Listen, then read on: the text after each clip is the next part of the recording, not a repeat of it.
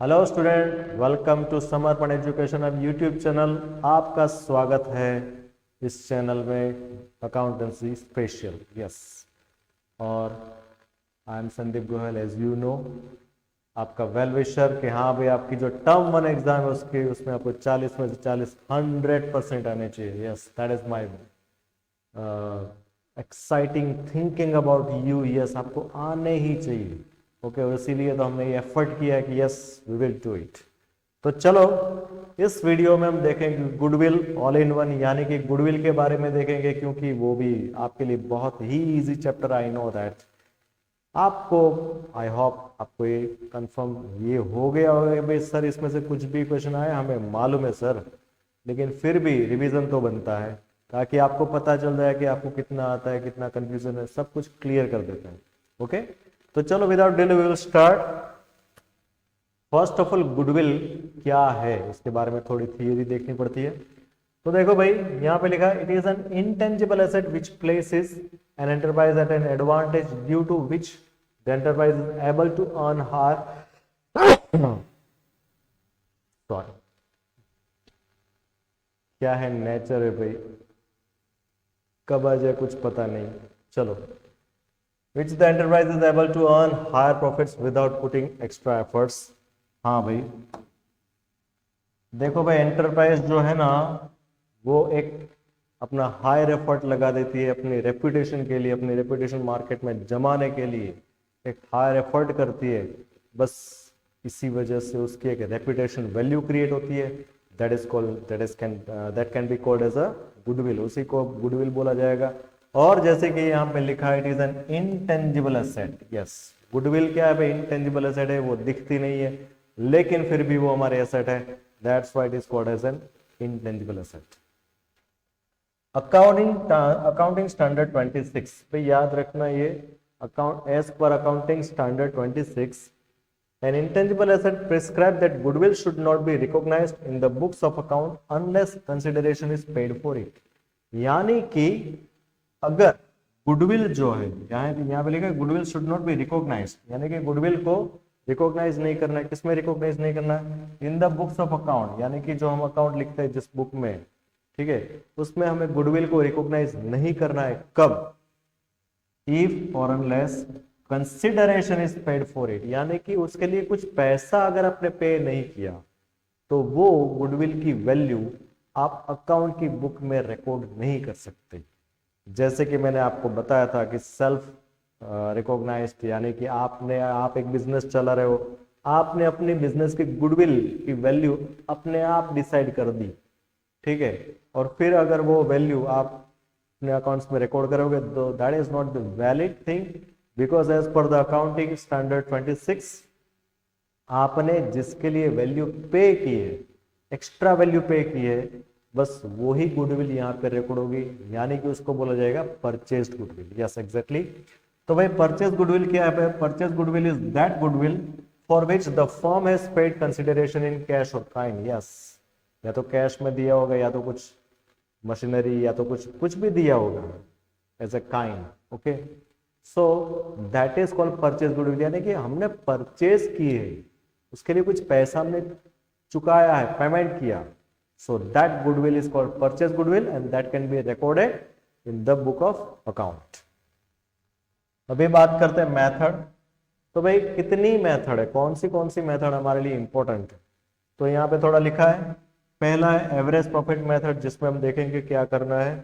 Then super profit method, भाई average से थोड़ा सुपर, ठीक है। एंड देन कैपिटलाइजेशन मेथड, यानी कि जो भी सुपर प्रॉफिट हो गया तो एवरेज प्रॉफिट होगा, उसका कैपिटलाइजेशन मेथड, ठीक है। यहाँ पे लिखा है capitalisation of average profit method और सुपर प्रॉफिट मेथड। बस यही तो हमें देखना है।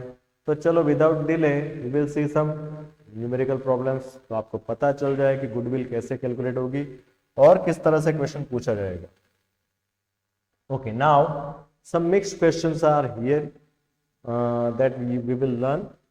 First of all, profit of last 3 years are 4,20,000 rupees, 3,90,000 and 4,50,000. The value of goodwill on the basis of 2 years purchase of 3 years average profit। यहाँ पे average profit के हिसाब से हमें 2 years परचेज बोला, तो भाई हमें पहले तो एवरेज प्रॉफिट निकालना पड़ेगा। देखो भाई 3 साल का प्रॉफिट आपको दिया 420, 319, 450, तो हमें क्या करना भाई, ये तीनों को ही ले लेना, 42 प्लस 39 प्लस 45, इसका टोटल लगा दो भाई कितना होता है 6, यानी 1 5 3 8 8 एंड 1, ओके 1 2, सो 126, यानी कि ये होगा 12,60,000 रुपये। अभी इसका एवरेज निकालना पड़ेगा भाई 3 इयर्स, 3 साल है तो डिवाइड बाय 3 होगा, इसको डिवाइड बाय 3 कर देते हैं, ठीक है। तो 3 4 12 होगा, यानी कि 4, एंड 3 2 6 होगा, यानी कि 2, ओके। तो इसका मतलब ये हुआ कि ये 4,20,000, बराबर 4 जीरो पीछे लगा दो तो 4,20,000 ये एवरेज प्रॉफिट हो गया। अभी क्या बोला यहाँ पे 2 इयर्स परचेज, तो इसको मल्टीप्लाई कर दो 2 से, तो भाई 42 2 84, यानी कि ये हो जाएगा 8,40,000।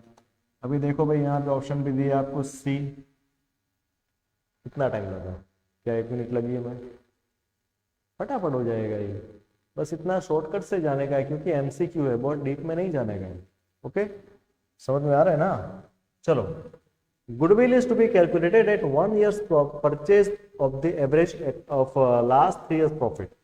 देखो भाई एवरेज प्रॉफिट का यहाँ पे फिर से बात की इन लोगों ने, 1 ईयर परचेज बोला, ओके, एंड 3 इयर्स प्रॉफिट बोला। आगे क्या बोला, the profit of the first year was rupees 60,000। देखो भाई फर्स्ट ईयर का है 60,000, ओके, चलो ठीक है। Then second year twice the profit of the first year, यानी कि सेकंड ईयर का जो प्रॉफिट था इसका डबल था, डबल यानी 60 का डबल होता है 120, ओके, चलो ये भी हमने लिख दिया। अभी क्या बोला है, and the third year 1.5 times, देखो भाई 1.5 टाइम्स यानी 1.5, ठीक है, 1.5 यानी क्या 1.5, ओके। 1.5 किसका, सेकंड ईयर का, सेकंड ईयर का कितना है 120, 120 इंटू 15। देखो भाई थोड़ा सा टेबल आपको याद रखना है, 12 इंटू 15 होता है 180, ओके। इसका मतलब ये हुआ कि यहाँ पे ये प्रॉफिट होगा 180,000, ओके। अभी इस तीनों का टोटल लगाओ तो 180 प्लस 120 3 लाख होता है, 3 लाख प्लस 60,000 यानी 3,60,000, ओके, ये टोटल प्रॉफिट हो गया। इसका एवरेज निकालते हैं तो ये हो जाएगा 120, ओके। चलो भाई इनटू परचेज ईयर करना है, लेकिन परचेज ईयर कितना दिया भाई 1 ही दिया, यानी इसको मल्टीप्लाई से 1 से मल्टीप्लाई करेंगे तो आंसर ये आएगा 120, सो दिस इज द आंसर 1,20,000। देखो भाई ये भी फटाफट हो गया, हमें देर लगाए नहीं, हमें फटाफट क्वेश्चन करना है, ओके। चलो, the average capital employed in a business is rupees 5 lakh, capital employed 5 lakh का है।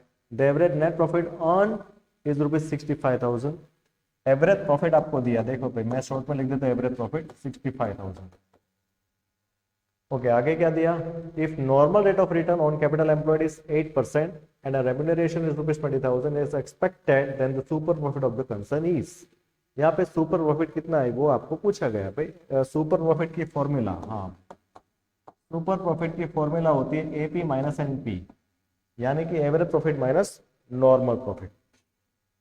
अभी एवरेज प्रॉफिट तो आपको दिया, लेकिन साथ साथ ये भी बोला है रेम्यूनरेशन दिया, देखो remuneration of rupees 20,000 is expected, जैसे कि हमने आगे के चैप्टर में पढ़ा, कोई रेम्यूनरेशन सैलरी जो भी है वो प्रॉफिट में से दिया जाता है एज पर थिंग, ओके। तो यहाँ पे 65,000 एवरेज प्रॉफिट है, उसमें से माइनस होगा रेम्यूनरेशन, ये आपको माइनस करना पड़ेगा भाई, भूलना नहीं है, ठीक है। तो ये हो जाएगा 45,000, ये है हमारा एवरेज नेट प्रॉफिट, ओके। अभी एपी तो हो गया, अभी एनपी, हमें सुपर प्रॉफिट चाहिए। इन लोगों ने क्या पूछा, देखो then the super profit of the concern ई, सुपर प्रॉफिट पूछा है, तो भाई हमें एनपी चाहिए भाई, तो एनपी कैसे मिलेगा, तो कैपिटल एम्प्लॉयड जो भी होता है उसका मल्टीप्लीकेशन कर दो जो भी परसेंटेज दिया उसके साथ, बस आपका हो जाएगा एनपी। तो 5 लाख रुपए दिए, 5 लाख का 8%, 5 लाख का 8% कितना होता है भाई 40,000, ओके। तो एनपी हो गया 40,000, ओके, एनपी इज 40,000, कैसे आया भाई 40,000, एक मिनट यहाँ पे 1 जीरो लग जाता है,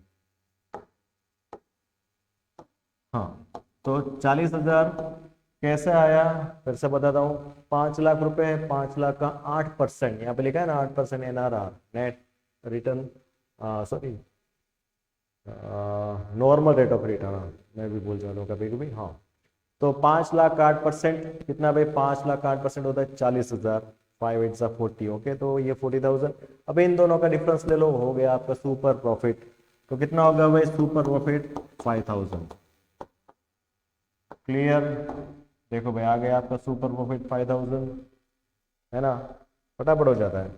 आगे, capital employed by a firm is rupees 5 lakh, its average profit is rupees 60,000, the normal rate of return in similar type of business is 10%, the amount of super profit, फिर से यहाँ पे सुपर प्रॉफिट वही राम कथा है, ठीक है, फिर से हम कर लेते हैं। चलो भाई 60,000 है, 60,000 में से, अच्छा यहाँ पे कुछ रेम्यूनरेशन ऐसा तो कुछ दिया नहीं है, तो कुछ माइनस प्लस नहीं करना है, ओके। चलो एपी हम लिख देते हैं 60,000। अभी हमें एनपी की जरूरत है, तो भाई एनपी के लिए क्या है भाई, कैपिटल एम्प्लॉयड ऑलरेडी दे दिया, 5 लाख इंटू 10%, 5 लाख का 10% कितना होता है 50,000, एग्जैक्टली राइट आंसर। तो चलो 50,000 हम यहाँ पे लिख देते हैं। तो भाई 60 माइनस 50 कितना होगा भाई, 10,000 होगा। तो this is your answer, super profit 10,000 rupees, easy. चलो आगे बढ़ते हैं।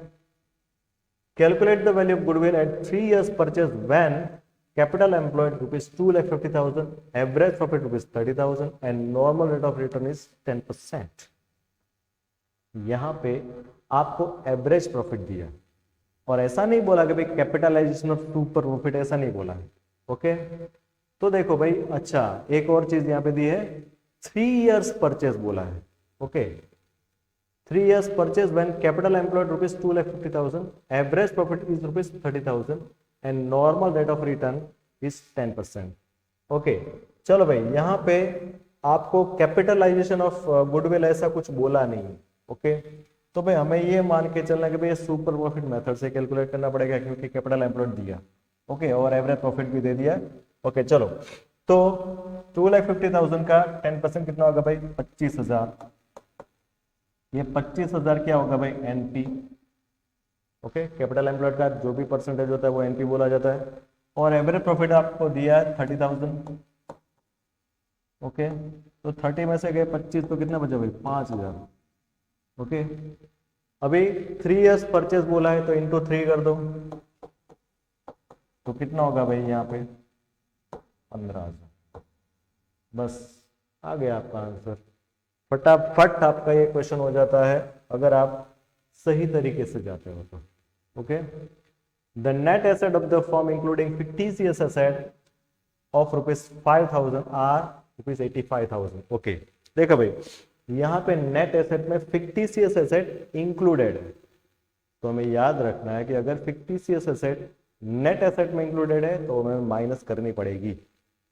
तो 85,000 में से 5,000 माइनस कर दो, तो हमें मिल जाएगी नेट एसेट, ओके। चलो 85,000 में से 5,000 माइनस, तो ये हो जाएगा 80,000। क्लियर। अभी दूसरा क्या दिया इन लोगों ने भाई, net liabilities of the firm are rupees 30,000। भाई लाइबिलिटीज भी आपको दी, दे आर 30,000। अभी इससे क्या मिलेगा हमको, यस कैपिटल एम्प्लॉयड मिलेगा, ठीक है। Net asset minus external liabilities, you will get capital employed. ये फॉर्मूला आपको याद होनी चाहिए। तो 80,000 में से 30,000 माइनस करो, ये हो जाएगा 50,000, okay. And this is our capital employed. अभी देखो यहाँ पे दिया NRR, NRR is 10% and the average profit of the firm is rupees 8,000। तो देखो भाई इसका 10% निकालना पड़ेगा आपको। तो 50,000 का 10% कितना होगा भाई, 5,000 होगा। और ये 5,000 क्या आया भाई आपका कैपिटल एम्प्लॉयड का। एनआरआर क्या होता है भाई, नॉर्मल प्रॉफिट होता है, ओके। ये हो गया एनपी। और एपी तो आपको दिया ही है 8,000 रुपये, 8,000 एपी। क्या बोला यहाँ पे देखो, calculate the goodwill as per capitalisation of super profit. Super profit का कैपिटलाइजेशन करना है, बस दूसरा कुछ करना नहीं है यहाँ पे। तो पहले तो इसका सुपर प्रॉफिट फाइंड करना पड़ेगा, फिर उसका कैपिटलाइजेशन करते हैं। तो 8 में से 5 गए, 3,000 बचे। ये 3,000 क्या है भाई, सुपर प्रॉफिट आपका आ गया। अभी इसका कैपिटलाइजेशन बोला, तो कैपिटलाइजेशन कैसे करते हैं वो मैं आपको बता देता हूं। कैपिटलाइजेशन ऑफ सुपर प्रॉफिट जो है वो क्या करना है, उसमें जो भी सुपर प्रॉफिट है वो लिख दो यहाँ पे और मल्टीप्लाई कर दो उसको 100 से और डिवाइड कर दो जो एनआरआर का जो रेट दिया उससे। तो एनआरआर का रेट आपको दिया 10, तो 10 से इसका डिवाइड कर देते तो आंसर आएगा आपका 30,000। तो इसका मतलब ये हुआ कि capitalisation of super profit goodwill के हिसाब से आपकी गुडविल होगी 30,000 rupees. Okay, so this is your answer. चलो आगे बढ़ते हैं। Average profit is rupees 5 lakh, capital employed rupees 40 lakh. ओ बड़ी अमाउंट है। Normal rate of return is 8%, the value of goodwill on the basis of capitalisation of super profit. फिर से यहाँ पे कैपिटलाइजेशन ऑफ सुपर प्रॉफिट बोला, तो हमें यहाँ पे सुपर प्रॉफिट पहले तो फाइंड आउट करना पड़ेगा। देखो भाई एपी तो आपको दिया 5 लाख। ओके, चलो एपी 5 लाख। ओके, फिर एनपी, एनपी कैसे फाइंड करते हैं ये आपको अभी मालूम होना चाहिए। कैपिटल एम्प्लॉयड का एनआरआर से मल्टीप्लिकेशन कर दो। ओके, तो 40 लाख है, 40 लाख का 8% यानी कितना होगा 3,20,000। अभी इसका डिडक्शन करो यानी कि माइनस करो तो डिफरेंस आएगा 180 and this is your super profit. अभी इसका क्या करना है हमें, कैपिटलाइजेशन। ओके, तो आपको मिल जाएगी गुडविल। और कैसे करना है वो हमने आगे के क्वेश्चन में दिया देखा था। तो 180 इंटू 100 डिवाइड बाई 8, क्योंकि 8% यहाँ पे दिया आपको। ओके, चलो भाई अभी इसका डिवीजन भी कर लेते हैं भाई। 1800 लेते हैं, 1800 डिवाइड बाई 8 करते हैं तो 8 2 जा 16, ये 2 0, 8 2 जा 16 अगेन 4 0, 8 5 जा 40। तो 1800 को अगर 8 से डिवाइड करते तो 225 आता है, तो 225। ओके, और फिर कितने जीरो बचे, ये और ये 4 जीरो बचे ना, तो 4 जीरो और लगाने पड़ेंगे। तो भाई कितना हो गया भाई 22,50,000। ओके, तो ये आंसर आपका आ गया 22,50,000। Okay, so this is your answer. चलो आगे बढ़ते हैं। A firm earn average profit of rupees 3 lakh during the last few years. Okay, इसका मतलब ये हुआ कि एवरेज प्रॉफिट आपको दे दिया है, कितना दिया भाई 3 लाख दिया।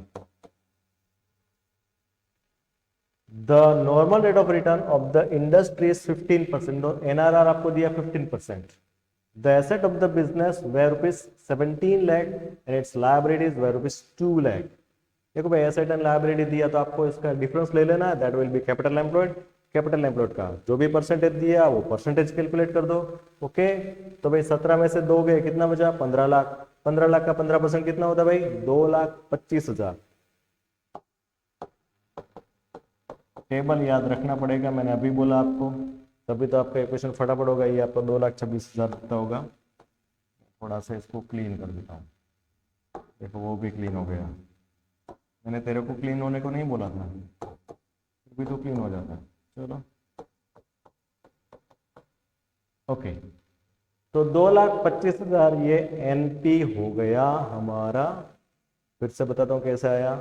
17 में से 2 गए, कितना 15, 15 का 15% कितना होता है 15 इंटू 15 225 होता है, इसलिए 2,25,000 हो गया एनपी। ओके, अभी इसका डिफरेंस ले दो तो ये हो जाएगा 75,000। ओके, 75,000 क्या आया आपका एसपी आया। ठीक है, अभी चलो यहाँ पे क्या पूछा, calculate the goodwill of the firm by capitalisation of average profit method. देखो भाई यहाँ पे तो एवरेज प्रॉफिट का कैपिटलाइजेशन पूछा है भाई, तो हमें इतनी जो भी है वो हमें क्यों करना है। ठीक है, आप समझ गए होंगे मैं क्या कहना चाहता हूँ। ओके, तो देखो भाई यहाँ पे 3 लाख रुपए का यहाँ पे आपको क्या दिया है एवरेज प्रॉफिट दिया। यस, तो 3 लाख का हमें क्या करना पड़ेगा इंटू 100 डिवाइड बाय 15 करना पड़ेगा। ओके ओके, चलो आगे 15 टू जा, तो ये हो जाएगा 20,000। 15 टू जा 30 यानी एक जीरो निकल जाएगा, तो 4 जीरो, हाँ 20,000, और 20,000 इंटू 100 यानी ये हो जाएगा 20 लाख।